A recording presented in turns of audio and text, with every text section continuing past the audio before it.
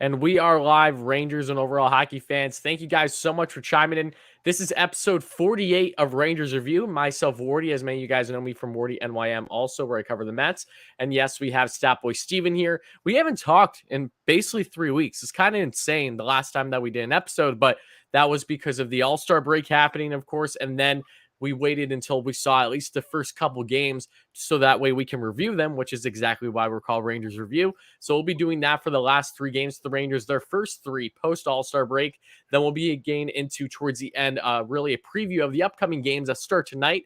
Now for episodes, I would like to make it clear that we do try to at least record a day prior towards when a game is going to happen, like a new one. But unfortunately, just based on timing and circumstances, we weren't able to do that today. So the Capitals do play tonight. We'll be previewing that along with the next couple games for the Rangers too. But a lot to dive in here for the Rangers that thankfully post All-Star break, they were in more than one column than the loss column, but these wins were a lot more grinding. Again, you can expect it knowing that they're coming back from a significant break, but there's a lot of takeaways from this. There's plenty of positives. There's some negatives, a lot to break down. And of course, guys, we'll be breaking down, answering your questions if you are watching on YouTube, wherever you for Rangers Review. So make sure to stay for that as well. If you're here in the live chat right now, if you're watching a replay or wherever you get your podcasts, thank you guys so much for being here, listening as always. But enough of me talking. Steven, how are you doing today, my friend?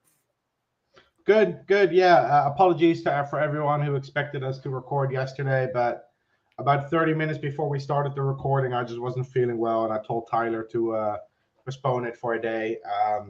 Unfortunately, after 2 years, the COVID virus has hit me. So it tested positive last week. I've been dealing with headaches, stomach aches, coughs, but feeling better now. Definitely better than a week ago. So I'm definitely on my way back. So yeah, glad to be back with this as well. I'm happy that you're feeling better because I've been missing Rangers hockey, and I'm really excited for tonight. At the time that you guys are listening to this, you might have already seen the Rangers play the Capitals. Maybe I'm sounding stupid for being excited for this game, depending on what that outcome is, depending on when you're listening or watching. But still, why were you excited? We lost 5-1. Because when I think about the Capitals, and again, this is before we get into the games that the Rangers have played their past 3, I have PTSD from the first game this season. I was in attendance, of course, in DC, and that was one of the worst games the Rangers have had all season. To be quite honest with you, if not the worst, was that opening night. That was not fun. So we're playing the Caps again tonight. But before we get into all that, let's get into the past 3 games for the Rangers, in which they went 2-0-1 during that span. They are currently sitting at the time of being live here, 3rd in the Metro, with a total of 32 wins, 13 losses, and 5 overtime losses. And yeah, they're staying steady. I really can't complain too much. I do have complaints naturally as a fan about certain things that we'll be getting into for a second. But Steven, do I have the belt? I'm pretty sure I have the belt. Well, and I honestly don't remember. That's why I'm asking you. You did have it. I did have it. Do I still have it? You don't have it anymore. I'm trying to find the piece of paper where I wrote it down, though. This is what happens when you have a recording in 3 weeks. So if you guys are new to Rangers Review on YouTube or wherever you get your podcast, what we do for every episode towards the end is when we look at the upcoming schedule, say like the next 3-4 games before we talk again, because we do pods weekly, we give our predictions on who's going to win, how many wins are the Rangers going to have, and we do tiebreakers as well, thinking that the Rangers are going to score this amount of goals during that time or whatever it may be, if we were both wrong on our prediction. And from the last time, I think at least the last 2 times or so, I've had the belt. I've been the champ. I don't know if I'm still the champ, though. Am I the champ, Steven? No, I don't think so, because neither of us got the record, but I had the fewer goals, and the Rangers haven't scored a lot, so. Oh, if you had fewer goals, okay, then fine. Take it. Fine. Whatever. Yeah. All right. You know what? I had it for what felt like a month. I can live with giving it to you. Yeah, you did. You did have it for a month. Yeah. No, I won't complain about that too much. I'll be nice. Yeah. No, but it's nice to have Rangers hockey back. Of course, we had the All-Star break, which was a week, and then the Rangers had their bye week. So yeah, it I don't want to say it felt like off season, but yeah, it's 2 weeks without hockey while everyone else is playing. That makes it even worse.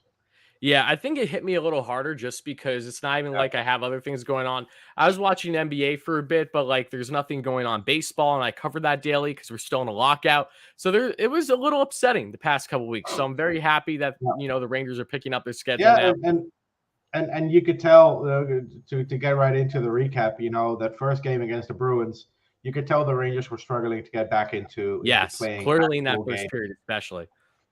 And I've heard people say, "Oh, but they practice every day." Yeah, it's a different intensity. So you could tell that the Rangers were struggling. That first period was terrible. However, I was happy we got out of that first period down only one goal. Charlie Coyle scored 3 minutes in, assisted by Craig Smith, who claimed a bigger role for himself in overtime. We'll get to that in a second. Second period, Rangers got back into the game. They were able to create some offense. And I was actually quite happy with how the Rangers played after that first period. The first 20 minutes, as we've said so many times, but this time there's actually a valid reason for it. The Rangers start slow. And when they start slow, I mean, they really have to thank Igor Shesterkin on their knees for not being down by more than one goal after that first period. But, Rangers tie it up in the third period with a goal by Philip Hedl, his fifth of the season, assisted by Dryden Hunt and Braden Schneider, who got, I think, his fourth point of his career with this assist. I think he has 1 goal and 3 assists now. Yes, and that was a nice slapper he got on, and then Strome was able to get there on that right side for the nice goal. No. This is the other game. This was Philip Hedl that scored from his own rebound. Oh, my mistake. Yeah, I'm thinking ahead. I'm thinking about the game that I'm going to be talking about. That's probably why. That's the game you're talking about. Yes. I want to talk about my game first. So then the Rangers go to overtime, and in overtime, they're actually the better team. You could tell that, getting through that third period and scoring a late equalizer, you could tell that the Rangers were back in it. And,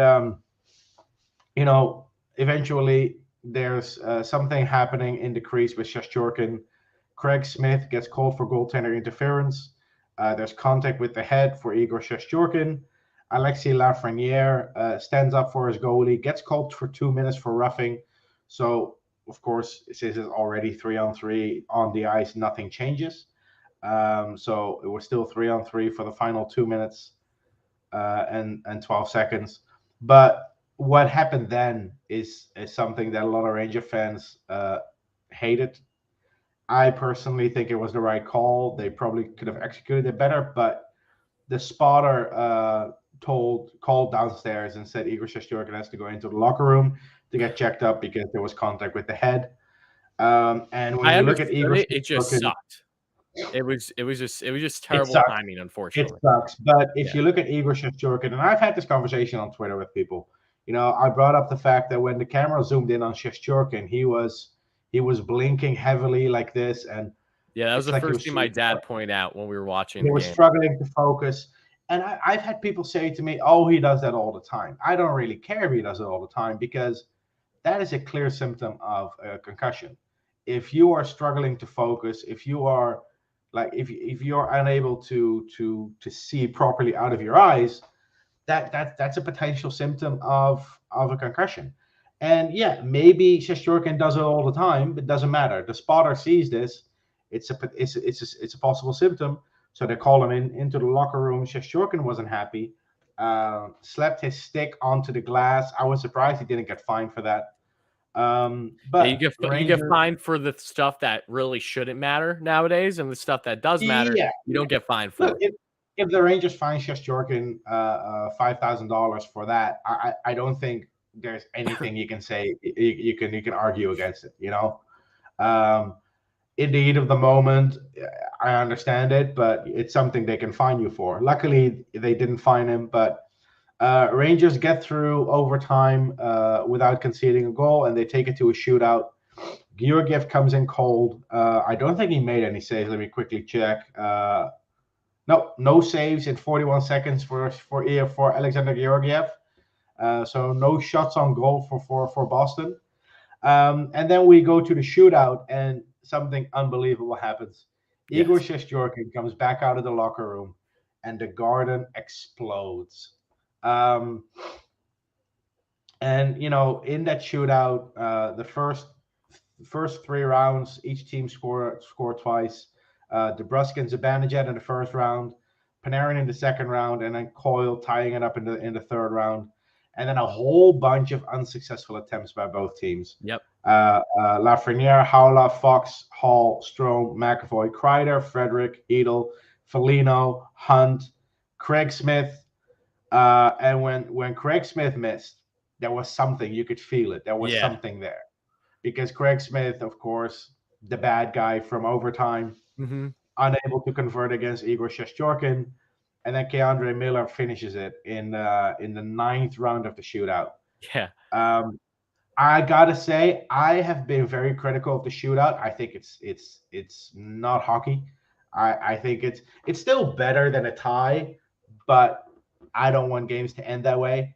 But boy, have we seen some good shootouts this season with the Rangers. We have. They thankfully they have been entertaining. Even if you have that gap of no one scoring, it doesn't change the fact that your heart is pounding the entire time from the anticipation. And it's been really entertaining. I agree. Yeah, there have been some really good shootouts. Even when we lost, there have been some really good shootouts for the Rangers this season. So and maybe a little bit of a redemption for the shootout itself this year. But yeah, the Rangers win in a shootout. They beat the Boston Bruins. They go to 31-13-4. And something I'll touch on after the Ottawa Senators game, but only 3 penalties for the Boston Bruins. There was a cross-checking call on Thomas Nosek and a tripping call on Charlie McAvoy. Those were the first penalties for Boston in the game in the third period. That's a theme that I saw in all 3 games, and I think you're going to touch on it in the Red Wings game as well. It's interesting to see how teams have found a way to neutralize our offense, and it's as simple as you thought it could be. Stay out of the box, and you have a chance to beat this team. Yep. And that's been the narrative for the Rangers for a while. I've seen a lot of people talking on social media about that. And look, they're not wrong. To a certain degree, they're definitely not. We know the Rangers and the struggles that they have clearly had 5-on-5 this season and how important special teams has been for them, both defensively and offensively. But especially looking in this game, yes, it was a grind for the Rangers, but after having such an abysmal first period start, which is something that I think we've seen plenty of this season, especially over the last, I don't know how many games. A good portion of games we've seen the Rangers get off to slow starts, but it's how they rebound, thankfully. And in this one, again, they outshot the Bruins 34-32. Won faceoffs against Boston, which definitely doesn't hurt, 55-45. Hits favored Rangers 36-25. Blocks were even 13 apiece. Same thing with giveaways, even at 10 apiece. And this one, what really stood out to me was just Igor's resilience again. And that's why he is the highlight of today's episode. And you think that he probably is of every episode. And more often than not, he is. But to see him, especially to come back in the shootout after not being able to be in overtime and to be as really stellar as he was tremendous for this team. The Rangers, of course, this is a broken record, but they wouldn't be anywhere without him. And the same went with the on the games going forward. And unfortunately, the Rangers didn't fare as well in the shootout in this game against Detroit. But there were so many similarities about this Detroit game that I really wonder for all the viewers. Let me know if you're watching live on replay, wherever you get your podcast, if you can share with me what your thoughts are on this, because whenever the Rangers play the Detroit Red Wings, it's always a battle. It's always more difficult than it needs to be. And something that was really smart by the Red Wings in this game was to bring in Thomas Greiss. And Greiss hasn't played much this season, but in similarities to how Jimmy Howard was always a Rangers killer growing up, a diehard Rangers fan, always had that edge to his game when he played the Rangers, Greiss has always been dominant against the Rangers, going back to, of course, his main time with the New York Islanders. So when that happened, I knew that this was going to be a tougher matchup than it probably should have been. Greiss definitely made some strong saves in this one. And this game, it started with a frustrating goal. And this right away, everyone was jumping at it. And I agree. That's like, oh, there goes Zach Jones gaining more playing time after having a really strong game against the Boston Bruins paired with Braden Schneider. I thought they looked really well, and Gerard Gallant gave them the kudos for that. But of course, Troy Stecher in this game against Detroit scores from the point that unfortunately deflects perfectly off of Zach Jones' skate. He kind of moved perfectly just for Igor to not even see it. And that'll be Stecher's first of the season, assisted by Adam Ernie. And yeah, that was frustrating. By the way, how typical Rangers is it to give a player his first goal of the season in February? Oh, absolutely. 1,000%. It's like the Rangers that saw Louis Eriksson scored last night. The Rangers gave Louis his first of the year. It's stuff like that. It always happens. It always does. Yeah, yeah. But speaking about at least a defenseman who has been providing offense, who has really impressed me, someone that you and I have both been very critical at times and for good reason this season. I'm really liking what I'm seeing from Keandre Miller, not just on the defensive front, but offensively. He came up clutch again. What a beautiful wraparound goal to get this game tied in the second period. Just perfect. Absolutely perfect. Love to see that. That was Keandre's 4th of the year, assisted by Barclay Goodrow, his 11th apple this season. And then, unfortunately, this was the worst bounce imaginable. There was a slapper in the second period at the point in the offensive zone by the Detroit Red Wings, and it just ricocheted perfectly in the hands right to get a nice snipe off there by their captain and Dylan Larkin. Larkin, who's been on a goal-scoring machine, a tear this season, gets a beautiful snipe that Igor simply couldn't do anything about. It was just a perfect shot right off the boards in that right dot, a little bit off angle, just perfect shot, really much you couldn't do. Just bad bounce to the Rangers. Can't blame too much defensively on that one. It just unfortunate goal to happen. Assisted by Danny DeKaiser and Moritz Seider, who's having a tremendous rookie year for the German defenseman. That is his 30th apple of the season. But then we get into the third period, and this is what has stood out for the Rangers all season long. It's special teams, right? And thankfully for the Rangers in this one, they were able to get that game-tying goal right around over halfway through in the third period on the power play. Started because of Igor Shesterkin using his great ability, being able to move the puck, something that we haven't seen really with any Ranger goaltender to the same degree as Igor. And again, you're going to see more of that we'll be talking about shortly with Ottawa that we all know by now. But Igor brings the puck up, gets it in the offensive zone, and it gets set up to Mika for that perfect 1T in the left dot. That's his 19th goal of the season at this point, assisted by Fox, his 41st apple of the year, and Panarin with his 40th apple of the year. So then they go on in overtime. No one scores. Unfortunately, there were chances left and right. Igor was standing on his head like no tomorrow, like he always does, and kept the Rangers in it. And then the Rangers go on into a shootout. And when P.S. Suter came up, I was just nervous. I'm always nervous about every guy shooting, but especially when it's a guy that hasn't even had a chance to really do something against Igor before. Someone like him, I wasn't feeling comfortable. He got just a perfect shot off against Igor, and that ended up winning that one. So unfortunately, the Rangers did lose this one against a team that they should have won. I would definitely make that argument. In round 6, they lost in the shootout. Igor was 31 for 33 on his saves, and in the previous game too, he's 31 for 32. So he's still standing on his head. Definitely a game the Rangers should have had. They had plenty of offensive opportunities in this one, especially in the second period. But they were just first period, pardon me. But they just couldn't get one. A lot of open nets is what I saw in this one. That was really frustrating. And in the shootout, because of that Ryan Strome miss, that was that one really, really did not sit well with me, as it did for a lot of other Ranger fans. But yeah, that's really all she wrote for this one. The Rangers lost 3-2 in a shootout to the Detroit Red Wings. They outshot the Red Wings 39-33, 55-46 faceoffs, favoring, yes, the Red Wings. Power play, Rangers only had one, but that's all they needed. They scored. Hits favored Red Wings 15-13, blocks 17-12 in favor of the Red Wings, and giveaways favored the Red Wings 9-11. So, Steven, any kind of final remarks you want to give about this game? Yeah, we'll quickly want to touch on the Ryan Strome shootout attempt. I know the guy gets a lot of hate for missing an open net, but this wasn't nearly as bad. I would like to make that clear. I get what you're about to say. When you look at the attempt, Grice makes contact with his skates. He's off balance. The puck is rolling. And you could tell Strome was looking at the referee like, well, what's going on here? You're not going to call that? Because it doesn't happen often where a goalie makes contact with a player's skates in the shootout. Mm-hmm. And if Grice would have lost control of his stick, then it's called. But unfortunately, it wasn't. But that shot wasn't as easy as it looks. But look, Ryan Strome is not the type of player that deserves to be criticized for a missed shootout attempt. The guy produces better than anyone expected when we got him. We got him for Ryan Spooner, for Christ's sake. Let's look at that. It's one of the better trades in this century for the Rangers. Mm-hmm. If you solely look at what we gave up and what we got in return. Oh yeah. But look, unfortunate you lose to Detroit, one of the younger teams in the league and one of the better young teams in the league. They're going to be good moving forward. Steve Yzerman is building something special there. You could tell. It's interesting to go up against Lucas Raymond one night and then Tim Stützle the other. Yeah, right. Because of course, that's a good point. course, the comparisons are made there with Lafreniere. But yeah, you lose to the Red Wings. It happens. You still get a point. You cannot win them all. I think the Rangers played better actually. It's weird that the games where the Rangers play really well, they tend to lose because they create chances, but they don't have the power play to get it over the line. And this was another example.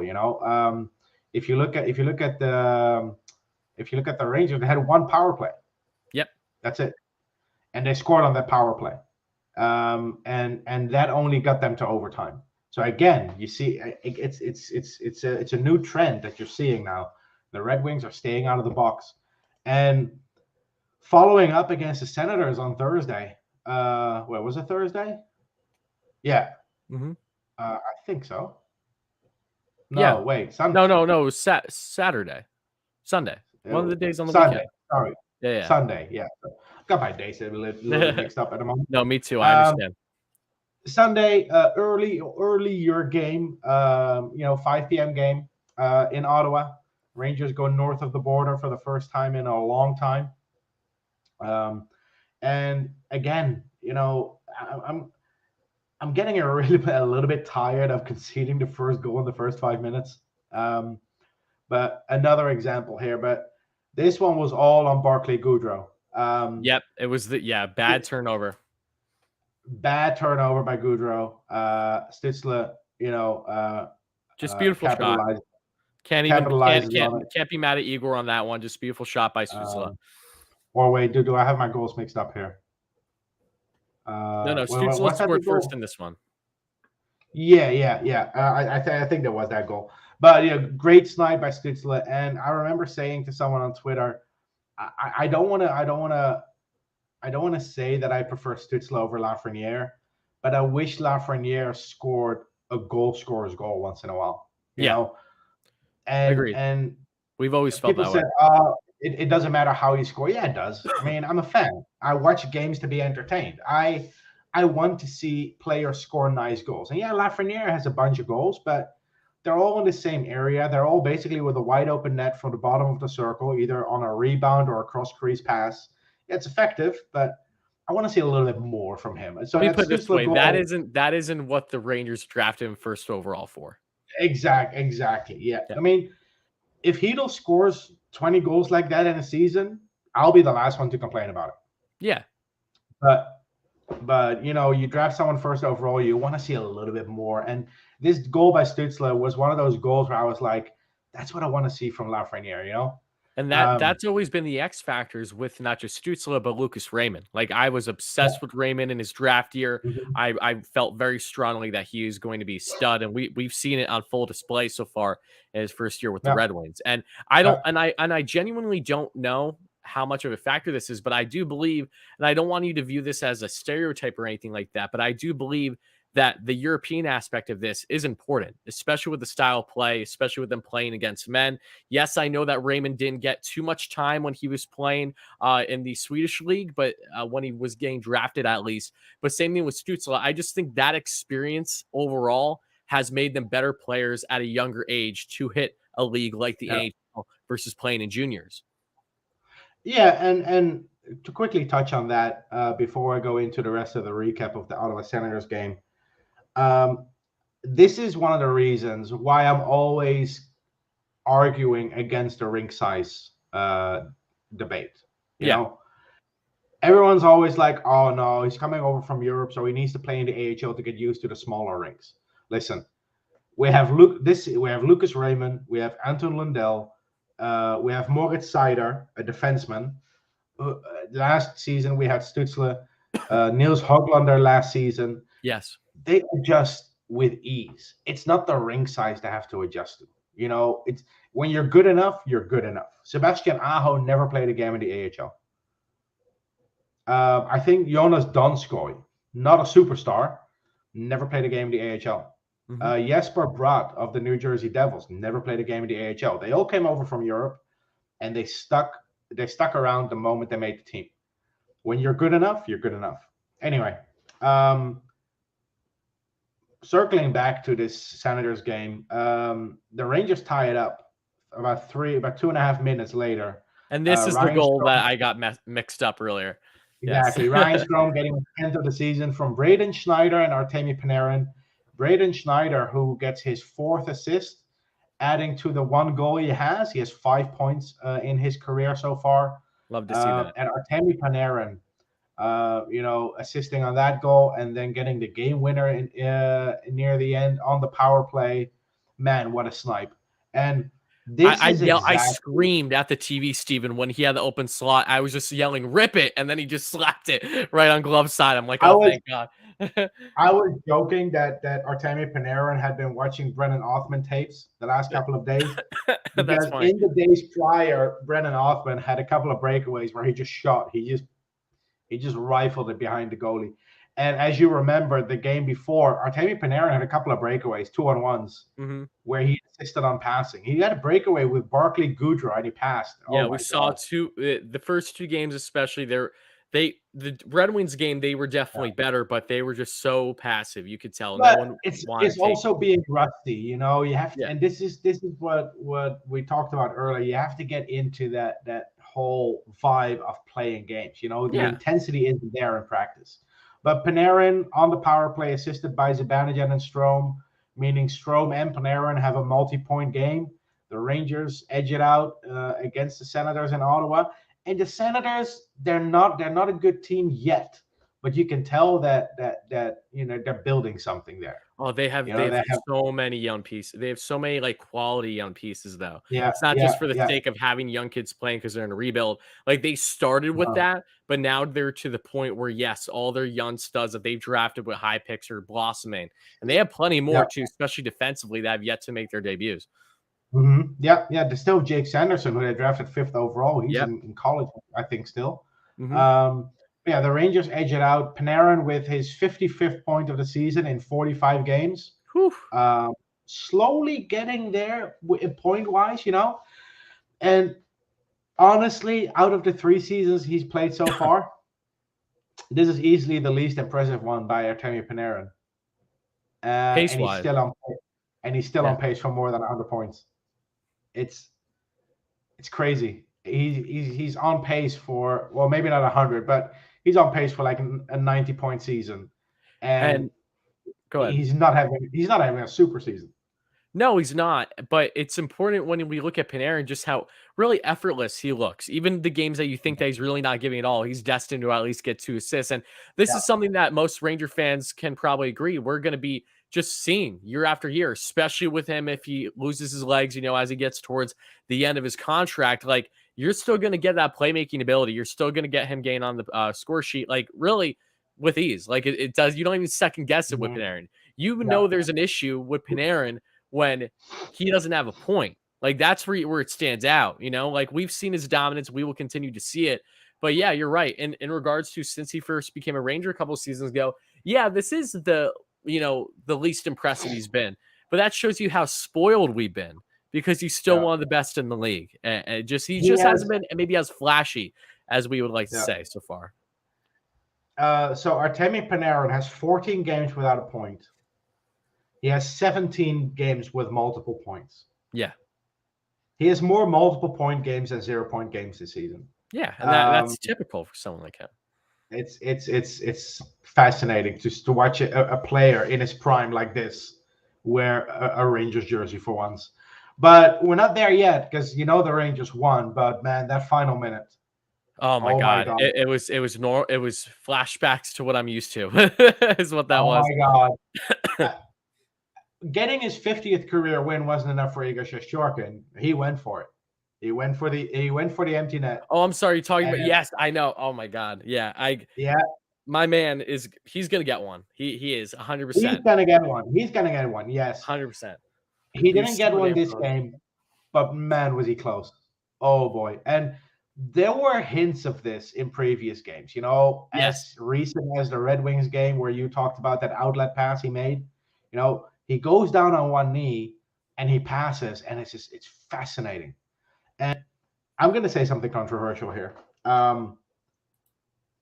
I think even though Henrik Lundqvist's best games were better, I think Shesterkin's worst games aren't as bad, and that's why I think he'll have a better career.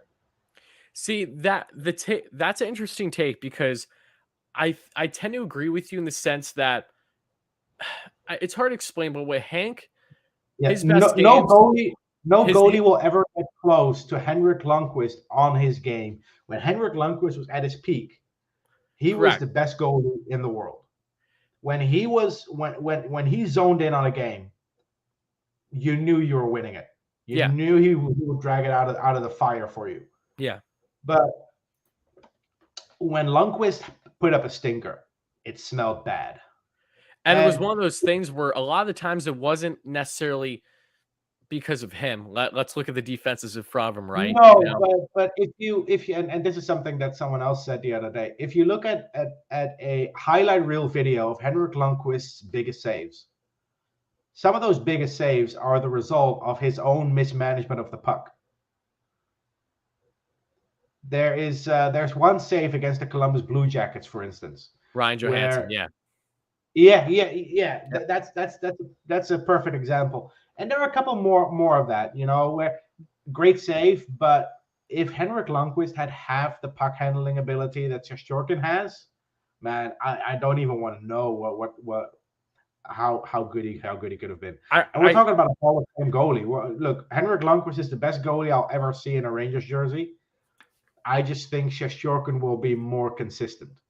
Yes, and I want to just recap on the final Ranger game here for a second, and then I want to go back to what you're saying because it's an important conversation. But again, Rangers outshot Sens 33-30. They lost faceoffs 51-49. Power play again 1 for 2, so that was good. And hits favored Sens 30-26. Blocks favored Rangers 17-13, and giveaways favored the Rangers 7-11. And Nemeth, of course, was back in this game. He even got the hat, of course, coming back from being, I believe he was on IR for post-COVID symptoms, unfortunately. So I was glad to see him healthy and doing well now. I will say, however, I'm not a fan per se of him being, in the lineup over Jones. I still want to see more of that. I really liked what I saw with Jones and Schneider in Boston.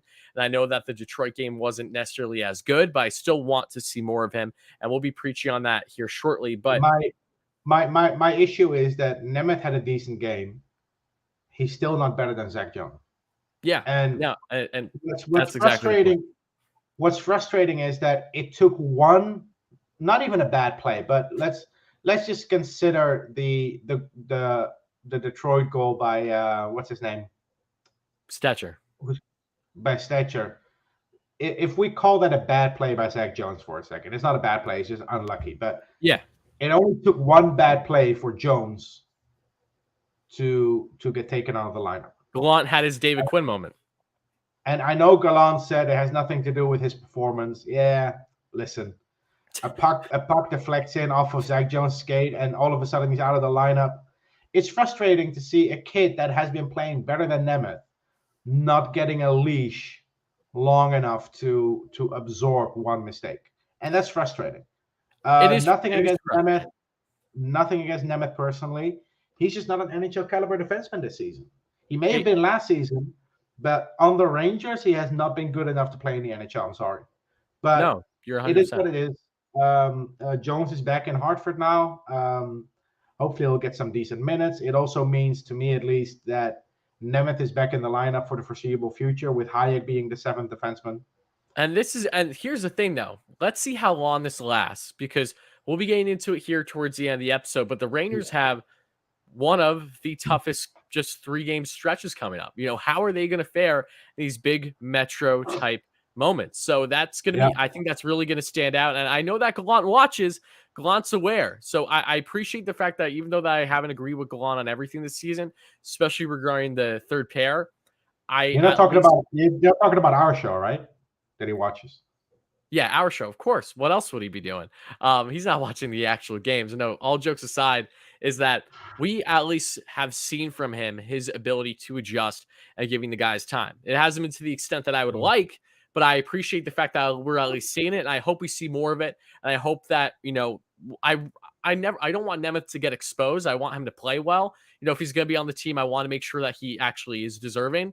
But if he isn't, then let's just see if Gallant is going to do a quick adjustment again, maybe over the next week or not. But before we go further, because we have plenty to talk about, especially over these past couple games on who stood out a little bit further and also taking a look on, what is ahead for the Rangers, going back to the Igor and Hank discussion, something that I've noticed a lot is that Igor, can he be flashy? Absolutely. We saw him flash the glove on Larkin in that Red Wings game, for example, and he's just a stud, in the overtime. He just makes every save known to man. Igor has always looked more composed than Henrik Lundqvist, because Henrik Lundqvist, at his peak, at his best, always, he was still all over the place in the sense that everything was so dramatic, right? That was just a part of his style. And it's something that you don't see nearly to the same degree with Igor. So I don't disagree with you on the sense that I could see Igor being more consistent. The only thing that I guess is really going to be up to Igor is, one, his health and his longevity.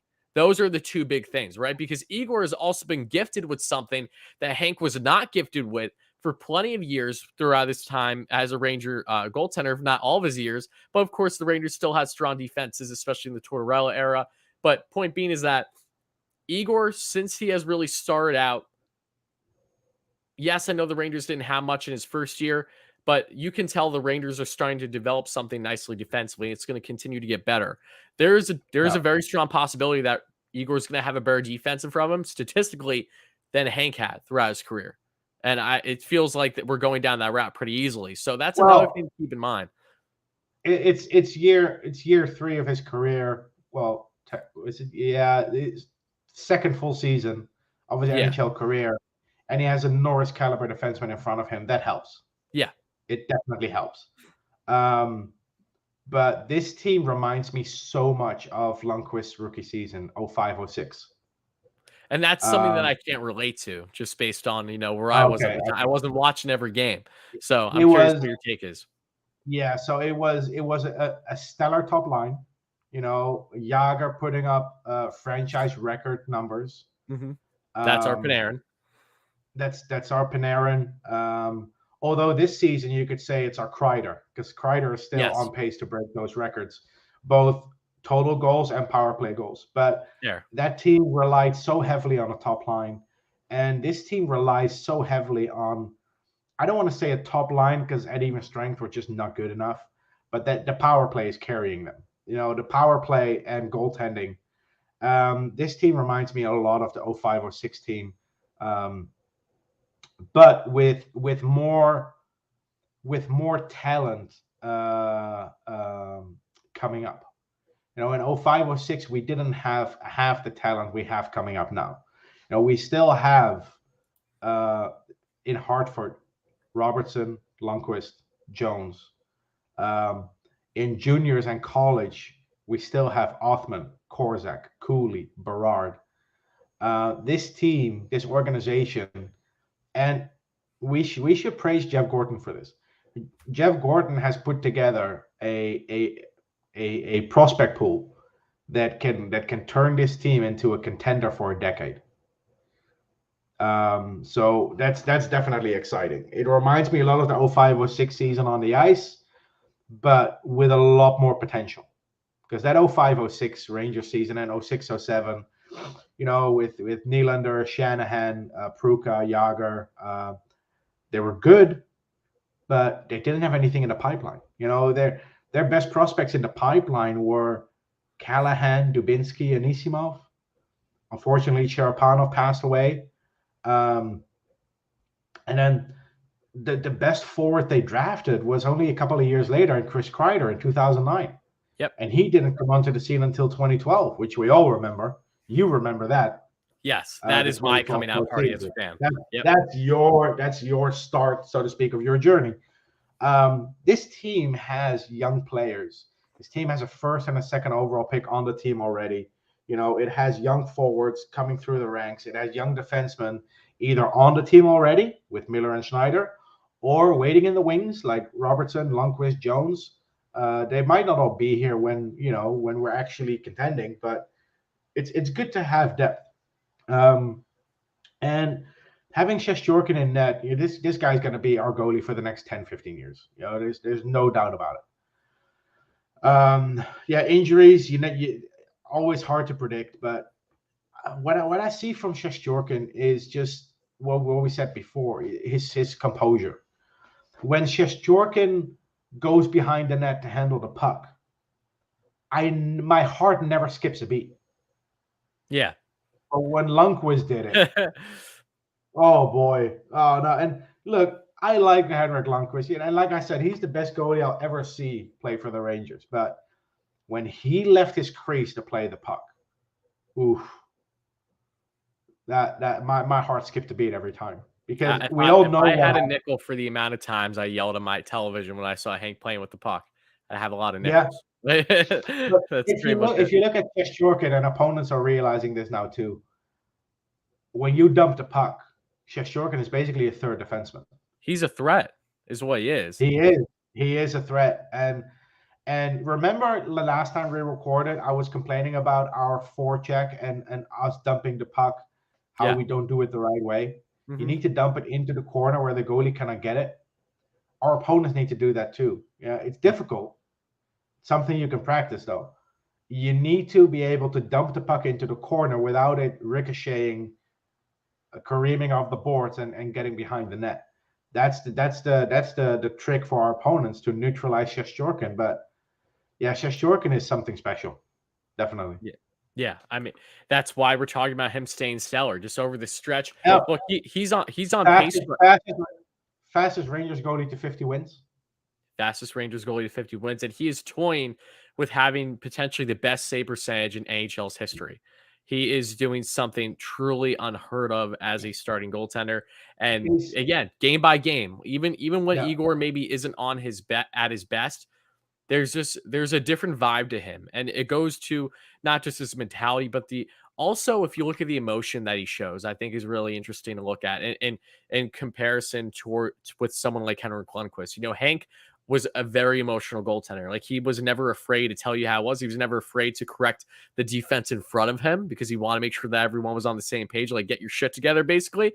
He was very much hot headed, but that's what made him such an amazing competitor and the goaltender that he was. But Igor is just the complete opposite, and it's yeah, so interesting having a dominant goaltender, but that exemplifies, their expressions are just so vastly different. It's been an adjustment for me as a fan, really, to witness this because I'm so used to the Hank way.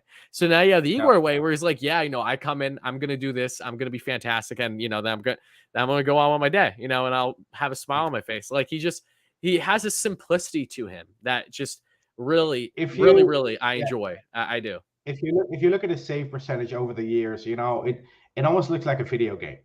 You Yeah. know, if you when he became a regular in the when he was a rookie in the KHL in 2013, he played 9 games. So this 2013, he was 18 years old. 0.903 save percentage in the KHL at age 18.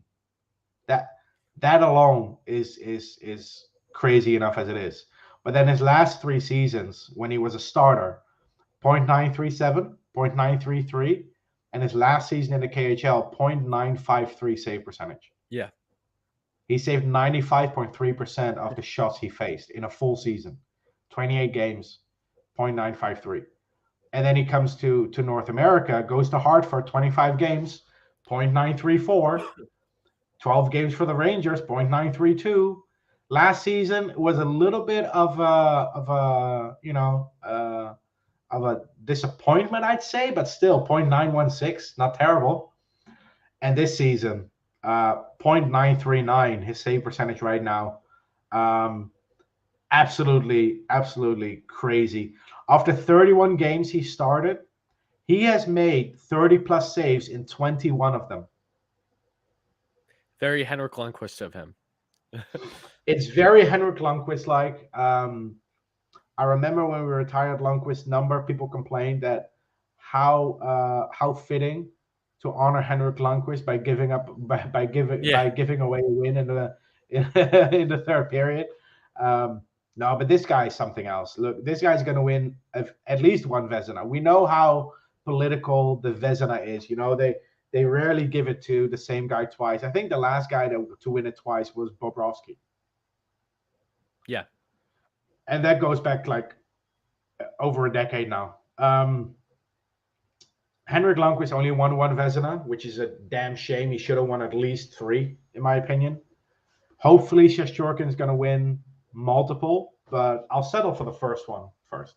But this guy's First the one I real think deal. is going to come very soon. I really think it is at this pace right now. There's no way he's not winning it this season. There's no way. There's something that has to drastically change. You know, he's just light years ahead of everyone right now. I'd even go so far as to say he's top 3 in MVP.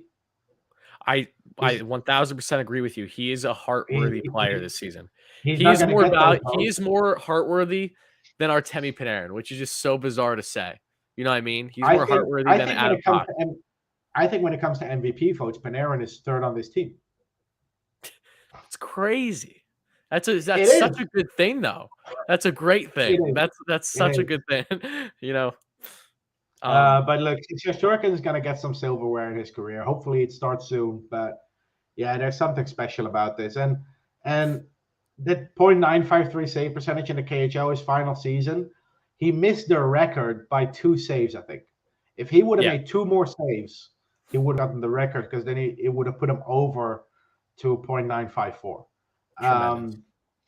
Crazy. But, you know, this guy is so competitive. And you know what really stood out to me when I went to games at the Garden back in November and December? What? How loud the Igor chant was. Oh yeah, I know. Yeah, you told me that before. I did not expect the Igor chant to reverberate through the building that way. Yeah. And it's just, I think it's also the word Igor that just, it's more bombastic than Henrik. Igor is more bombastic. So it has more energy when it goes through the building. And I heard it against the Flyers when he killed that when we killed that 5-minute penalty where he made a couple of great saves. That was something else. And it happened again when he came back out of the locker room against the Bruins. Yep. That's I hope I get to hear it again soon. I might go to a game or two again at the Garden in 2 weeks. Okay. When I'm back from my trip to St. Louis and Minnesota. So I hope I get to hear it again because there's something special about that chant. The Henrik chant was great, but the Igor chant is just, it's different. You know, it hits different for some reason. Igor hits different in every way, though. And that's what's so amazing about following a sports team. You go through these different eras of players that have their own uniqueness, right? But one thing that I did want to touch on before we get into what we have discussing next is really the past 3 games of the Rangers who stood out outside of Igor. Well, offensively, the Rangers didn't have much, but I really liked the participation again from defensemen. So Panarin led the way with points with 3 points in those 3 games, a goal and 2 assists. But then Keandre Miller really did have 2 points if you want to count the shootout goal. So 2 goals in those 3 games if you want to view it that way. I quickly want to touch on that, by the way. Yeah. In most other leagues, mostly in Europe, the person who scores the game winner in the shootout gets credited with a goal. Yes. I think the NHL should do that too, because to me, it doesn't make sense that the number of goals credited to the team is not the same as the number of goals credited to all players combined. That makes no sense to me. I agree. No, I 100% agree with you. It would be nice if they could, especially if it is the winner. Why not just give it to them as a goal? But I mean, again, the goalie gets credited with the win. Yeah. Yep. No, you're 100%. Why does the person who scores the deciding shootout, who converts the deciding shootout, not get credited with a goal? Like I said, this happens in other leagues. The SHL, I think Liga does it too. It just makes more sense. So I agree with you. Keandre Miller had 2 goals. Yeah, and the third guy that's Miller, defensively, he still leaves something to be desired. He still needs improvements. There's no denying that. His offense makes up for it at the moment. You know, he has some good weeks, the last couple of weeks, where he adds some points, he creates some offense. Even when he's not scoring, he's getting pucks on net. You know, he's creating offense, which is great. You know, that's what I wanted from him on the offensive side. But defensively, he's not there yet, but he's getting there. He is getting there, and it's refreshing that we don't have nearly as much gripes to say about him. You know, it's all we want is for No, these no. guys I to mean, thrive. You know what I mean? early in the season, Miller was terrible. You know, Yeah. and people might disagree with me, but the first 3-4 weeks of the season, he was absolutely terrible.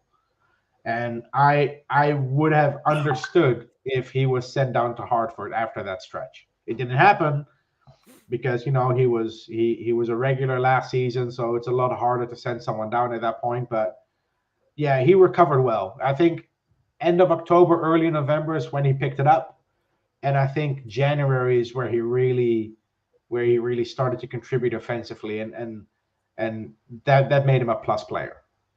Yeah, agreed. Other than the stretch he had in what was it? I think it was the West Coast trip. There were 2 games in that West Coast trip that he really stood out negatively. Yeah, but Other than that, he was okay. The West Coast trip, the entire team was terrible. Yeah, so it doesn't go just against him. I will say that much. Yeah. But one thing I'd like to touch on is Schneider, who also, of course, had 2 assists over these past 3 games. So it's nice to see the rookie gain those points up too. I've been really pleased with what I've seen from Braden Schneider. He's just looked solid every single game. I'm not seeing him being much of a defensive liability, and knowing that he's gained a little bit more offensive production than what even I would expect at this point. You know, it's a pleasant surprise for everything that he's done so far. Can we appreciate for a second that Jeff Gordon just turned Brady Shea into Braden Schneider? Yeah. Thank you, Jeff. One of the last great things he did for us. No, true point. But I also did want to mention, because we didn't do it earlier. Now, we've been all over the place in this episode. We will be a lot more structured next time, and just because of just like how you come back from the All-Star break, we're coming back too. So we're very rusty. Okay, that's why we're jumping with these topics. So we will be better next time. Yeah. But of course, I would like to say, yes, Emile Francis passing away. That was heartbreaking. Huge kudos to him, though, for living as long as he did. I like to make that clear. Just fantastic. 95. Yeah, 95. Just, I mean, look, it's of course heartbreaking to see him pass, but Ranger legend. But yeah, definitely lived to see a long and happy and healthy life. Truly a tremendous, not just, Ranger player, but just everything that he did for the organization was truly something special. So again, rest in peace to him. My condolences to his family as always. And yeah, there's been thinking about hockey too, just maybe think of the same thing.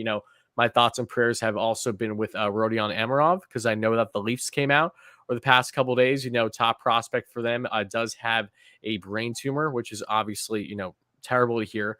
Amirov is someone that I personally was a big fan of in his draft year as well. I thought that was a really nice pick by the Leafs that they did. He's a very young, impressive KHL winner. And again, I just really, really hope that he gets, healthy as quick as possible. And yeah, just some stuff that's been happening across the NHL lately that I wanted to discuss. Yeah. And of course, let's also touch quickly on the Olympics. Congratulations to Finland for winning their first gold medal in hockey. And congratulations to Slovakia for winning their first medal in hockey with the bronze. It was a fun tournament. Early exits for Canada and Team USA made it very interesting for me to watch. But yeah, the Olympics are over now. So we go back to, the regular schedule with NHL games. But yeah, it was fun to see. That's what I wanted to touch on. The game where Slovakia beat Team USA. Did you see it, Tyler? The game with Slovakia? I didn't watch fully, no. So Team USA had the lead. Then they gave up the lead early when the opponent pulled their goalie, while their best young player was benched for large stretches of the game, and then they lost in overtime. If David Quinn wasn't the coach, he would have been my first guess based on that. It's Team USA lost in a David Quinn kind of way. Yeah, that's a good point. It's unbelievable. It's unbelievable. But happy for Slovakia, and I know Canadians and Americans say, "Oh, we didn't send our best players." Well, neither did Slovakia. Yona in the live stream says, with the donation, thank you so much for that. Let's effing go Finland. Yes, this is the first time Finland's ever won, correct? Yeah, their first time winning gold at the Olympics in hockey. Yep. That's crazy. Yeah, no, happy for them too. To do it against the Russians too. Big deal. Because that's a big rivalry. Finland, Russia. yeah, congratulations to Alexi and all the other Finns in the chat. It was definitely fun to see. And the coach Jukka Jalonen, that guy deserves a statue in front of Hardwell Arena or Jahali in Yeah, Helsinki. right. Pick a spot in somewhere. Pick a spot in Helsinki and give that guy a statue. Oh my God, that guy has won everything now. He's Yeah, won it's the under crazy. 18s. He won the World Juniors. He won the World Championships. Now Olympic gold. What else is there to do for him as a national team coach? He's won everything. That's really cool. Yeah, no. So very happy for the Finns, and of course they get to host the World Championships in May. Oh yeah, great point. I completely forgot about that. Yeah, no. Again, I'm sure everyone in Finland has just been thriving off of the hockey success that they've had, and rightfully so. Oh And no, the last 10 years for Finnish hockey have been great for their development. especially when it comes to the young prospects that they've been able to develop into the NHL. I mean, they've had so many entertaining players. I'm honestly, I've been more inclined for Finns than I have with certain other players, just because they really have stood out. A lot of them being top picks or even maybe being sleepers like second rounders or whatever. There's definitely been a Sebastian lot of Aho sneaky is a good great people. example. Yeah. Yes, and even his teammate in Teuvo Teravainen, same thing. Like Teravainen. Teravainen was slept on with Chicago. They dealt him because of cap reasons. In the Brian Bickle trade, and that was one where that really stood out because he has become such a great player, as have And plenty then, of other of course, Finns. Barkov and Lundell in Florida. Yep. Rantanen with Colorado Avalanche. Miro Heiskanen with the Dallas Stars. Everyone forgets about Line. He's still there. Oh yeah, Line. I think Line has like 20 goals in his last 20 games or something. He's like a goal per game player the last couple of weeks. And that's very Line of him. He's streaky, but when he gets going, he just keeps scoring.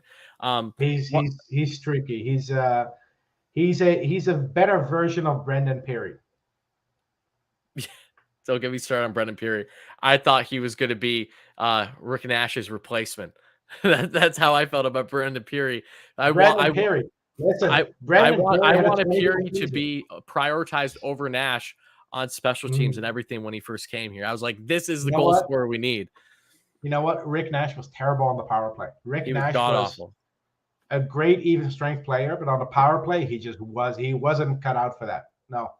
Got it. But yeah, Brendan Perry had a 20-goal season for the Florida Panthers. 20 goals, 2 assists. The Cy Young Award. The Cy Young Award. Yeah, it was something it's something that's going on social media. Like when a player Cy has Young a lot is of for goals, the best pitcher in baseball. So how are you correlating this? So because their production looks like a win-loss record. They have okay. Brendan Perry had 20 goals and only 2 assists. Oh, okay, fair. Okay. I cannot believe I have to explain a baseball reference to you. No, I want you to explain how it ties into hockey, given the context, because we live in a day and age right now with baseball, and you'll learn more about this as you go on and I inform you. But wins don't mean anything in Cy Young anymore, not nearly to the degree. And the reason is the New York Mets pitcher Jacob deGrom. He's been the best pitcher in baseball for a couple of years now, and the Mets historically have played god awful in front of him. Like they just can't score runs. So he'll get the loss, but he won't even give up a run or anything like that. So he has really broken the barrier of the normal norms of thinking you need a lot of wins to be a Cy Young Award winner. No, he's had right around the same wins as losses or the other way around because of just how dominant he is. So he's the Henrik Lundqvist of the New York Mets. He is the Henrik Lundqvist of the New York Rangers. That is 1,000% what he is. Yes, perfect. Couldn't have said it better. But speaking of former Rangers, before we get into, there's 2 things I'd like to. One more thing I wanted to discuss before we get into the Q&A, then upcoming schedule to wrap things up is Martin St. Louis. I want to give a big props to him. Since we haven't talked about it, and he now is the head coach for the Montreal Canadiens. And talk about an X factor for Cole Caulfield right away. Caulfield has had no goal scoring, really streaky to start the season. Comes in with St. Louis. He's been scoring literally every game. He has a goal basically every game. He's been a point per game player. Caulfield was everyone's pick for the Calder preseason. Yeah, everyone thought he was going to run away with the Calder this year, and it just didn't happen. But St. Louis comes in, and Caulfield just needed something, and St. Louis gives it to him. Let's see how it goes long term, but because St. Louis is an inexperienced coach, hopefully he can do better than Gretzky in Phoenix. It seems that they brought him in. Hopefully that he's going to be here past the season. I really hope that. I think St. Louis has all the capabilities. He's a guy I would love behind the Rangers bench at some point. I wasn't expecting him to make the jump from coaching his kids to the NHL this year. That was a surprise, definitely.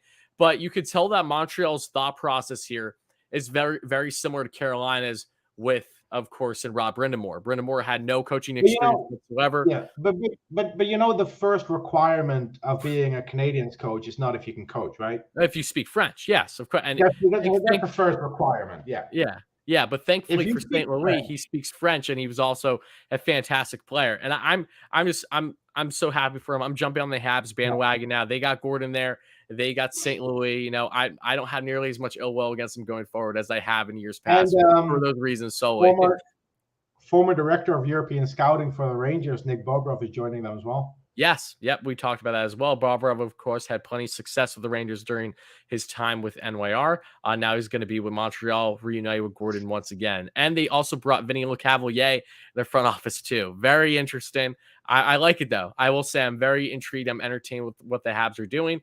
I hope it leads to success. And one thing that I thought was so important with St. Louis in his presser when he first got hired was, and something that I love because it just made me think of David Quinn and the polar opposites they are, how St. Louis preached how bad systems are, saying that you need to abide by this system basically to make things right, because naturally it causes players to not play to their ability because you're trying to form them into something that's outside of what they are truly as a player, like that they're given this specific role, which could be a detriment to them. He hated them as a player, and he's reaffirming that now as the head coach, saying like he really wants to make sure that players have leashes, that they play true to themselves, their capability. And so far, so good for the Habs. Like I'm just so happy for him. I've always loved St. Louis.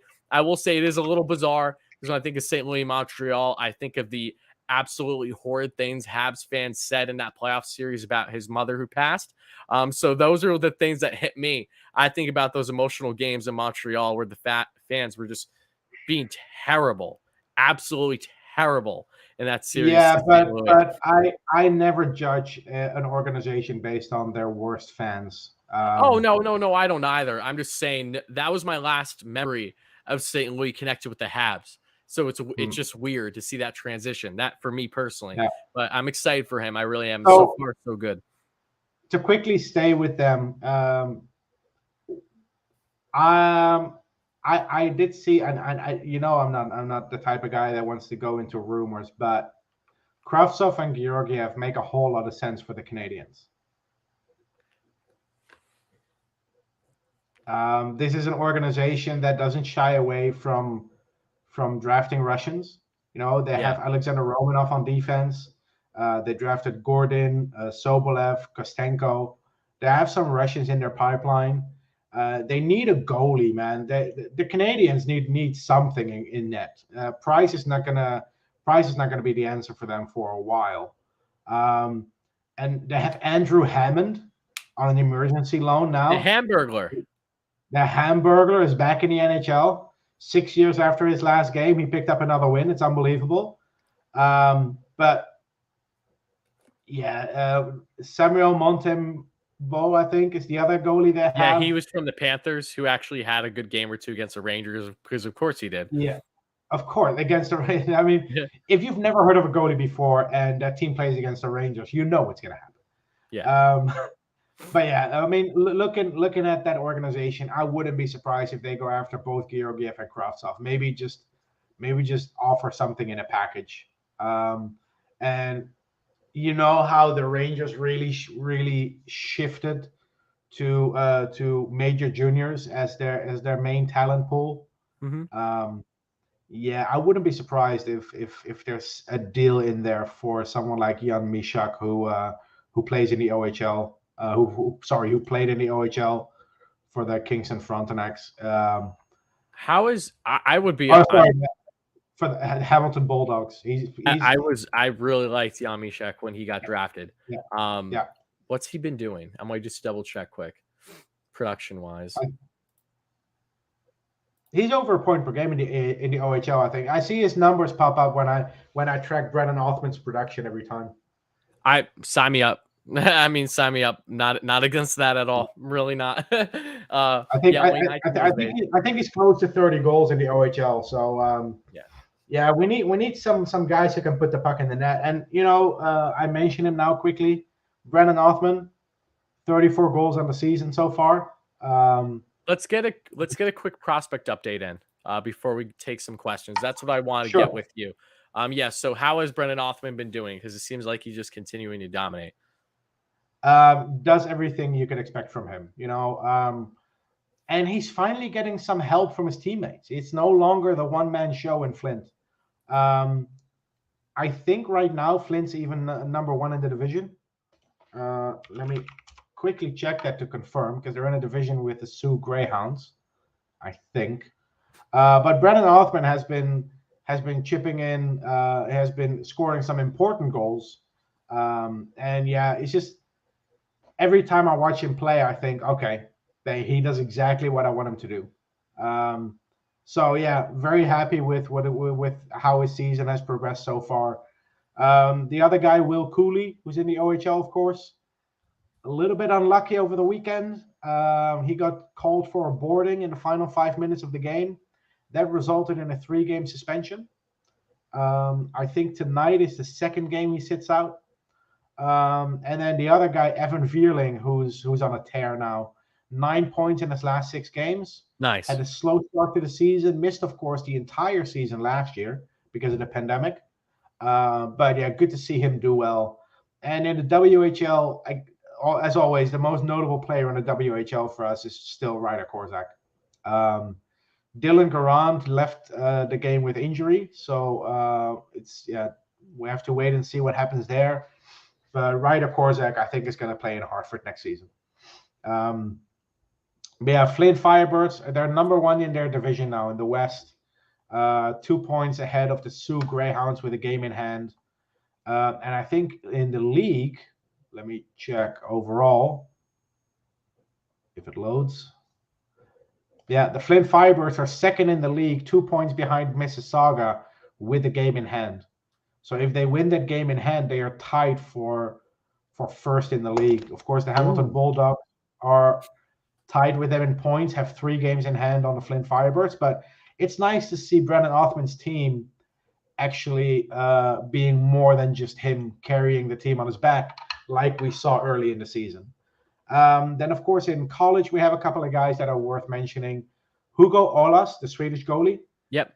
Really came out of nowhere. He played in Sweden last year in his D+1 season. Moved to North America to go to college this year. Started as the 3rd goalie on the depth chart. But I think he's worked his way up to the starter position now for Merrimack. Then, of course, Brett Berard for Providence. Not much else to say there, steady performance from him, chipping in the goals and assists. But the guy that really stands out to me in college in terms of what my expectations were is Simon Kjellberg for RPI. Let me look up his numbers quickly, because I follow all these guys, so I'm struggling a little bit to memorize their exact numbers on a daily basis, but he's been having a really good season. Last weekend, I think, had a game with he had 3 assists in 2 games on Saturday and Sunday. In total this season, he has 5 goals and 17 assists for 22 points as a defenseman. Let's not forget, this guy is a defenseman. Ooh, interesting. There was some backlash to his draft selection back in 2018 because he is the son of Rangers coach Patrick Kjellberg. Oh, okay. Gotcha. But it was a 6th round pick. I'm not going to lose sleep over a 6th round pick. And this kid, his first season in college, he had 11 points in 32 games. Now he has 22 in 35. So he basically doubled his production as a defenseman. And I know production doesn't say everything, But yeah, if this guy can join Hartford maybe next year or the year after that on that left side, keep the pipeline going. You have to keep stocking the shelves, so to speak. And this guy is under the radar. He's been in our organization at the end of this season for 4 years now. He gets a fifth year because he only joined college a year after he was drafted. So the Rangers have options. Yeah, good to see. And then there's some guys in Europe. Adam Edstrom is back from injury. Carl Henriksen added an assist last week for the first time in a couple of weeks. Good. So yeah, not the most exciting updates prospect wise, but it's nice to keep an eye on those two.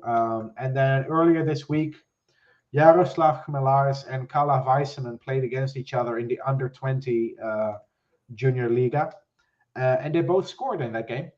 Awesome. So that was a fun game to watch for me. No, that's yeah, good. Some good prospects, especially in juniors, for the Rangers to keep an eye on. And it's interesting that we have all these prospects in juniors, because for years the Rangers didn't go there. The Rangers, after I know we talked about that a lot. Yep. They revamped their major junior scouting department back in 2018. Of course, the arrival of Chris Morehouse to oversee all that in 2020 was a big part of that as well. And now the Rangers are comfortable going there again with draft picks. So that's why I said if they are going to make a trade with the Montreal Canadiens and they are going to get a young player back, a guy like Jan Mysak makes a ton of sense, because that's a guy that our scouts would have an eye on. Having three of our players in the OHL playing against him, that should be a guy that's on their radar. And Mysak, going into his draft year, was very much, had heavy hands, had a very strong shot. But the criticisms that I saw with him and his, scouting profile was really just his lack of not just necessarily two-way game, but also his inability to be much of a playmaker, especially when he first transitioned. Because in his draft year, he transitioned playing with, I'm almost certain he transitioned playing in Czech to then going like halfway through the season to play with the Hamilton Bulldogs. So that was a big adjustment for him. Yeah. And I think that definitely went in part with why he dropped to the second round. I really wanted the Rangers to get him when he fell out of the first round too. But it's awesome to see for his sake that, he's been 50 points in 40 games or so this year. And yeah, if the Rangers do a deal with Montreal for someone prospect-wise, I'm very much in favor of someone like him. And a little bit of it's not really inside information because it's readily available online, but back in 2012, when the Rangers released a short video on Twitter of their draft day war room, so to speak. Yeah. They showed everyone, including. Sorry? Are you going to talk about the draft board, like the whiteboard? Yes, I'm going to talk about the whiteboard. They showed David Quinn, and behind David Quinn, there was a whiteboard with picks. And those were actually picks that they were trying to trade for. They were trying to trade back into the second round. And one of those was actually a Montreal Canadiens pick that was used for Jan Mysak. So, ooh, interesting. Would be really nice if that all comes full circle. That would be very cool, especially because he's a center that gives the Rangers center depth. I mean, that's something that we desperately need. So I'm 100% on board. We'll see if something like that transpires. But to wrap things up now, we're going to get into a Q&A. I will answer some questions for you guys. Then we'll look at the upcoming schedule, share our predictions, and then look at the Rangers' history of the number 48, and then we'll get out of here. Brody, thank you so much for the $10 donation. Always appreciate that, my friend. Love this prospect update. This will be an awesome addition to the show once a month or so. Thanks, Howard and Steven, for being awesome hosts. Oh, thank you so much, Brody, for the kind words. You've always been a great supporter. We try to do prospect updates as much as we possibly can, but sometimes there just isn't a lot to talk about. But we haven't done an episode in over 3 weeks, and felt it was definitely long overdue. But let's get into answer some questions before we look at the upcoming schedule. I do see some comments right here. Davis, who I know has been a good supporter on the channel, thank you so much. I'm going to the Caps game tonight, despite what they're saying. Do you see Tom Wilson fireworks tonight? Good question. I would love to see Reeves and Wilson fight, but I don't know. I feel like that it's almost like we're just going to have a normal game. I feel like that we will see fireworks if Wilson does something to instigate it. Let me put it that way. It depends on how the game goes. If the Rangers are up Yeah. by 2 goals, Reeves is not going to risk it. Because Reeves has said it earlier in the season. He's not going to fight just for the sake of fighting because he can lose his team a win. Either it happens really early in the game or it happens really late in the game. That's my prediction. Yeah, no, I agree. I would again. I wanted to see the fight happen. You can only imagine how pissed off I was when I went to the first game to see no fights and to just see the Rangers get blown out as you see. That was not fun. It was like everything that we thought we were getting from all the build up in the off season was like, okay, all right, I see how it is. But we Look, got. I'm only looking forward to seeing one thing tonight on the broadcast, and that is a flashback to Kevin Rooney on the bench. That's all I want to see. That's all I want to see. I want to see them go back to that moment. They got to get it framed in MSG somewhere. Answering some questions now, though. If I could frame a video, I would. Yeah. It would be on my wall playing 24/7 on a replay. Yeah, I like that. Yeah. Okay, we got some questions, and some of them are rumor based. I don't blame them. We didn't touch on rumors in this episode because there has been some stuff that's come out, but I think that's going to be more in store next week and really building up and towards the trade deadline. Before we get into rumors, I want to quickly mention a tweet that perfectly illustrates why I freaking hate trade deadline day rumors. I already know what you're gonna say. Yeah, so this guy Robbie Stanley, he is I think he's a reporter in Nashville. So he writes about the Nashville Predators. He tweeted earlier today, "I have been told Philip Forsberg has not told the Predators that he doesn't want to remain a Predator. That doesn't mean he's going to sign here, and it doesn't mean he's not going to be traded. I've just been told that he's not told them that he for sure wants out." This is the perfect example of why trade deadline rumors are so frustrating, because all these tweets, they say nothing. Oh, it's all just being around the bush. That's all it is. Yeah, exactly. It's so frustrating. Like, tweet about Philip Forsberg. Yeah, he may leave or he may not leave. He may sign or he may not sign. He may be traded or maybe not. So you're not saying anything. Anyway, hockey rumors especially are they drive me nuts. They're so different than other sports. Like even with baseball, it's very different a lot. Like all I talk about is rumors, especially during this offseason with the Mets. But Rangers wise, especially hockey build up, it's just different. I'm not a big fan of it. It does frustrate me. Also, a little bit of advice: if you see a rumor on Twitter, make sure to verify if there's a check mark. Yeah. Because yeah, everyone's gonna be falling for the fake accounts. Yeah. Every year, Elliot Friedman with 2 N's, Boop McKenzie, Darren Drager with an A. Everyone's locked and loaded, ready to go. Yeah, I know. These accounts but people already have them set up and ready to go. I already know it. So, BT asks, does the Andrew Kopp trade make sense? Andrew Kopp is someone that I have seen reportedly the Rangers have been linked to. And he is someone that depth-wise, I don't think would hurt the Rangers at all. He really falls in that Arturi Lehkonen situation for me. Very similar profile of bottom 6 guy. Yeah, I do think that Andrew Kopp does make sense for the Rangers. I don't think that he would be a poor addition. I mean, look, if the Rangers can just acquire a forward to get Dry and Hunt the hell out of here and, figure out what you're going to do with Julien Gauthier, but by all means do it. Like, what we noticed, especially with Kakko being out, because Kakko's still out for a good amount of time, which really, really sucks. And you can tell that's impacting this team. And I know that Kakko is known for his point production, but he does a lot of things, especially with his two-way game that is vital for this club.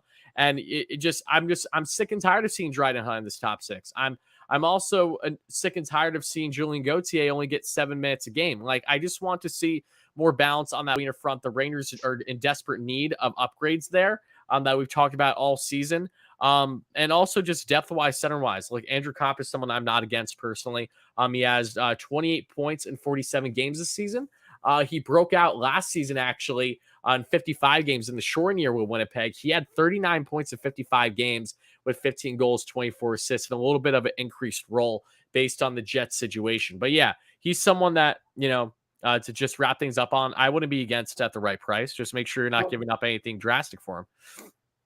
if you can get him without giving up a first-round pick or one of your better prospects, then you do it. Yes. And he's someone that you realistically should still be able to get without giving up a first round pick. Yeah, exactly. And these are the guys that the Rangers should go after. You know, guys like Lehkonen, guys like Andrew Cobb. The one guy that I would really love to see on this team is Warren Fogle of the Edmonton Oilers. I think that guy's tailor-made for a third line because this team needs to fix their third line. Their third line is terrible.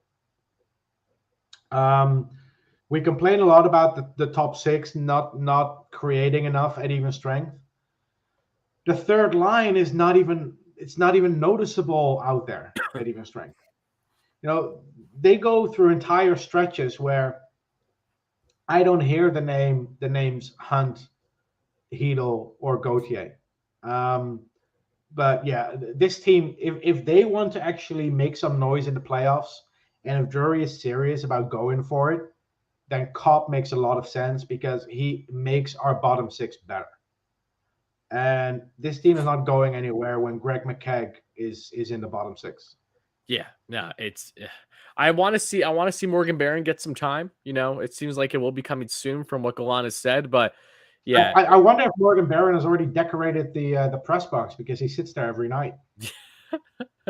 Making himself cozy at home, right? Yeah, make yourself cozy. You know, put some pictures on the wall. Taylor says, big drop off from top six to bottom six. That's an understatement, even though we still have Dryden Hunt in our top six. Missing Sammy Blais. Yeah, it is interesting to think about Sammy Blais, the impact he would have right now, because I would take him over Dryden Hunt any day of the week. Who do you see Drury bring in to toughen up the third line around Goudreau? Brooksy was tripping about Brooksy's talking nonsense per usual. You know, if it's a day that ends in Y, then Larry Brooks is coming out with something.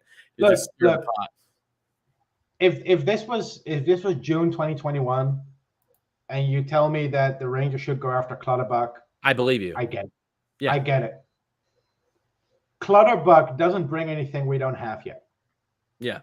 Clutterbuck is a fourth liner that doesn't put up points. We have those already. We have a plethora of those, as a matter of fact. Yeah, we have those in abundance. Yeah. What this team needs is possession players for their bottom six. Yep. They need one or two players who actually carry the puck into the zone. Rasmus Kupari is still my dream target because he does exactly what this team needs. Adrian Kempe is another one, also ironically on the same team, the LA Kings. Those are the type of players Drury should be going after. I almost said Gordon there. Cal Clutterbuck does not move the needle for the Rangers. And it has nothing to do with who Clutterbuck is, but everything to do with who the Rangers already have. Bingo. And depth-wise for the Rangers, it really has been needing, again, a guy like Andrew Copp, I think makes a lot of sense. I know the Rangers have been intertwined, and we'll talk about them more. You know, JT Miller, you know, yes, we've heard rumblings of Tomas Hertl, like more impact guys, and we'll see exactly how, you know, affirmed and, you know, how indulged in the market the Rangers are going to be leading up to the deadline. But I would be a little surprised if they actually land a top player, just because of the fact that they don't really need to, for what they are right now. If they're going all in for the Stanley Cup, which I tend to disagree with, just based on where this team currently is in their development. But if they do, then okay, you can justify more. But again, younger guys that are, you know, are say going to be pending RFAs that aren't going to be big paydays. Artturi Lehkonen, that we know the Rangers have been connected to playing. That's the Habs connection. I think that makes plenty of sense too. There's a bunch of options. There's a bunch of depth guys out there that are appealing for the Rangers right now that would automatically be upgrades again over Dryden Hunts of the world. And look, if you're not going to play Julien Gauthier, then at least land a player that you know you're going to give playing time to. You know, it frustrates me that Gauthier doesn't get the playing time that I feel he deserves. It feels like at this point that it seems like he's not going to have much of a future with this club. But if you're not going to give playing time to him, don't let that be a detriment to the club. Land someone that you know can come in and you're going to guarantee upwards, 12 to 14 minutes at least a night. Like, you don't even get that with someone like him. Get half that plenty of times. So, and naturally, when you have more of a balance, especially with your bottom six, you have a better team. There's nothing that I appreciated more as a younger Ranger fan than the Rangers Stanley Cup year where they lost to the Kings, because of the fact that they were so damn balanced with their lines, in the sense that Alain Vigneault came in right away and he really gave the guys even ice time. I appreciate that probably more than you would think as a fan, but that meant a lot to me because you saw how it was resonating in success right away. And I just want that again for this team. I really do. I love that Lafreniere's been getting more playing time, but I hope that he gets more success with it.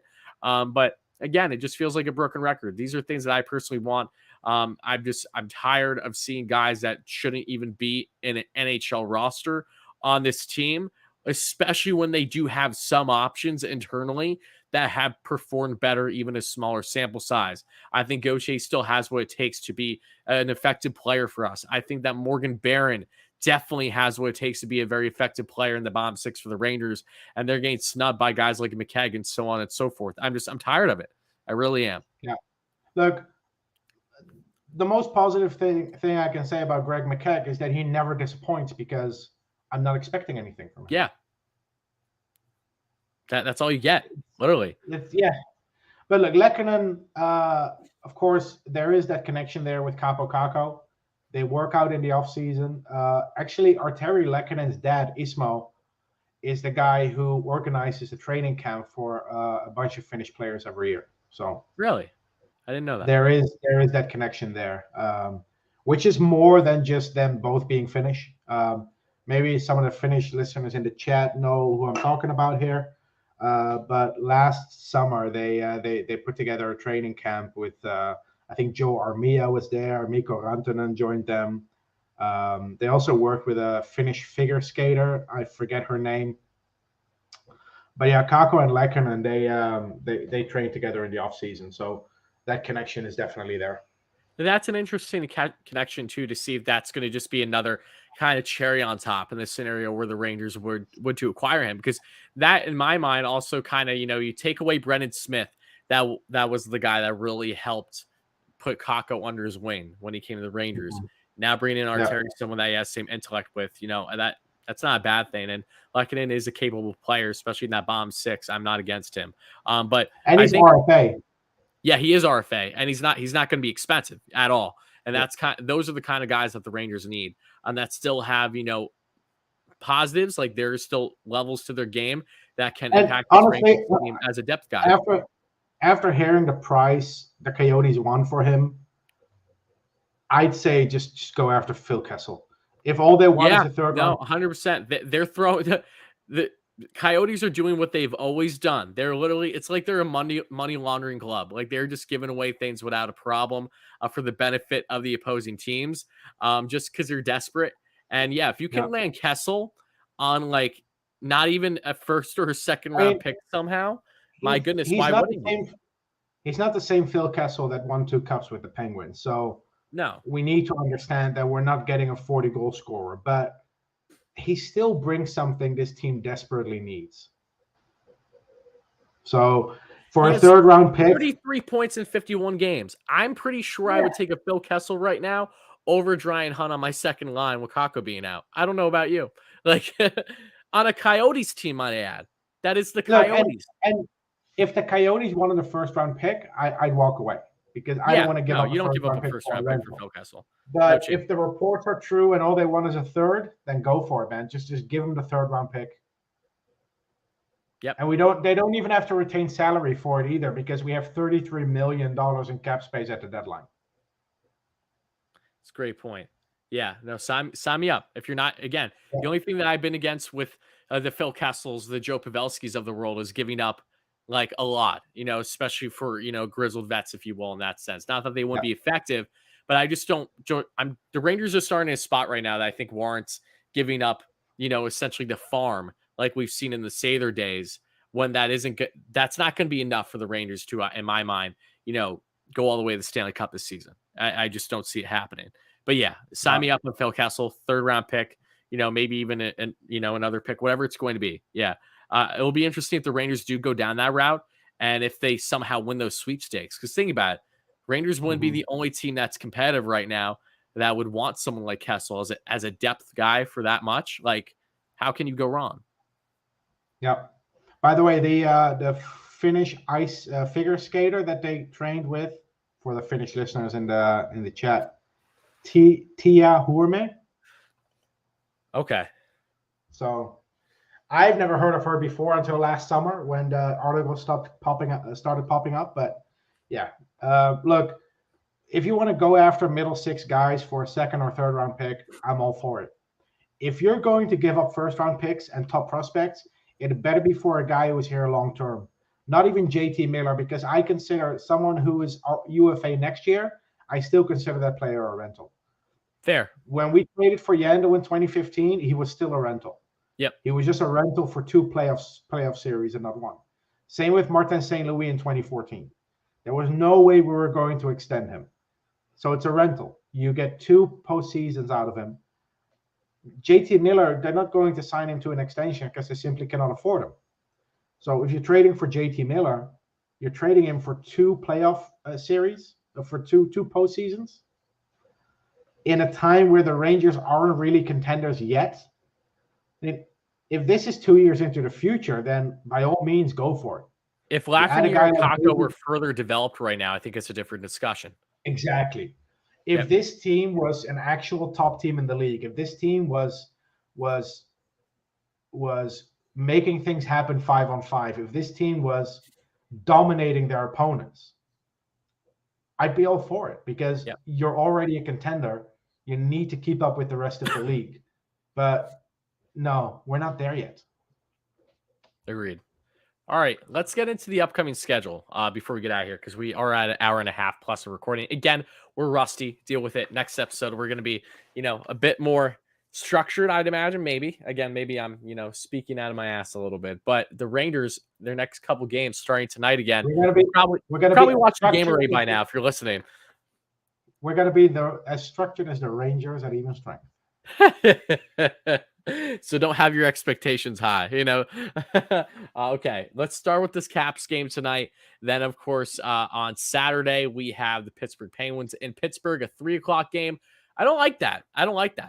A day game kind of in Pittsburgh. I love it. No, I don't like it in the sense of us having success. Granted, I know this season has a little bit of an anomaly. I know that the Rangers have actually done better at times during day games on weekends, but I always get concerned. And then at least they have proper time. They have a back-to-back, but it's at 7:30 the following day on Sunday at home against Vancouver. So this is a tough stretch. We got Washington, chopping on the bit just on the outside looking in to be still in the top 3 in the division. Yeah, Then go ahead. The next 4 games, we're playing 2 teams we haven't played yet this season, the Penguins and the Blues. And we'll be back here before we talk about the Blues game. Yeah, we're playing the Capitals that we haven't played since opening night. Yep. And we're playing the Canucks, who we haven't played since October. Yep. So a lot has, for the teams that we have faced, the Capitals and the Canucks, a lot has changed. A lot has changed. And I do think that I really hope the Rangers are going to have a better performance than what we saw opening night. I'm really trying to will that into existence. But out of these 3 games, and Pittsburgh just doing what they always do, the fact that Pittsburgh is where they are right now, it isn't surprising to me because they've done this every year. They just somehow, some way, doesn't matter who is in their lineup, especially as long as they have Crosby and Malkin for at least however many games Malkin's plays, because he's, unfortunately for his sake, he's been very injury-riddled for multiple years now. They're just making it work. Jake Enzel's such an underrated goal scorer still somehow. I don't know how he is. He's just an absolute stud. They're getting the job done. They're just every single season, they just continue to produce no matter what, no matter who's in their lineup. So I'm going to say I'm most concerned about the Penguins out of these 3 games personally, just because we don't know yet what to expect. We don't know what to expect. And they're a team that just, they just work, man. They're always getting, until they are finally done with the Crosby and the Malkin era. They're always going to be looming in that playoff race, whether they're going to be a top team or whether they're going to be just nipping at the bit to get in a wild card. They're always going to be there, and I don't think that their future looks bright at all. But they're still in a spot where they are a competitive club, and they're exceeding expectations a little bit, I would say, this year. But out of these 3 games, Steven, let's start with you because you were the belt winner. What is your predictions? 1-1-1. 1-1-1. Okay.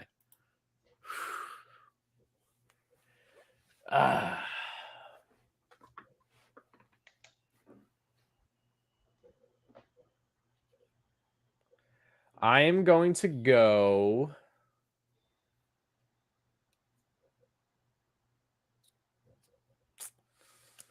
We're only an hour and a half in. Take your time. I'll make sure we get to 2. I'm going to go completely ballsy. There's no reasoning behind this on a back-to-back. So you're probably going to keep the belt. I'm going to go 3-0. 3-0. All right. I think I'm not confident at all. Goals, I like to make that clear, but maybe that's why I should do it. Yeah. I'm going to go with 8. You have 8 goals? Oh, you bastard. That's always a good sign. When the other person's annoyed by the number you pick, that's always a good sign. Yeah.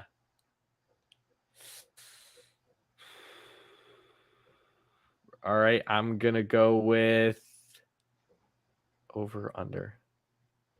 If they're going 3-0, they have to score at least 9 goals. So I'm going 9. Okay. So I'm going to try to have it stay true to, okay. Well, to be fair, if they go 3-0, you don't need the goal differential. So you could have spread your winnings by going with 7. But all right. Fair. It's okay. It is what it is. All right. There we go. 3 games. Our next recording will be on Wednesday? Tuesday, because they play Wednesday. So we'll aim for Tuesday next week. And last thing to get out here is Rangers 48 history, Steven. There's only 2 players in Rangers history to ever wear number 48. Lemieux's the obvious, but who? Lemieux. The first one, what year was he with the Rangers? Well, he was with the Rangers. Hold on, let me look up the exact numbers. Is this something that you think I would know or no? 2014. Oh. 2014-15, he played 1 game with this number. And then the following year, 2015-16, he switched to number 24.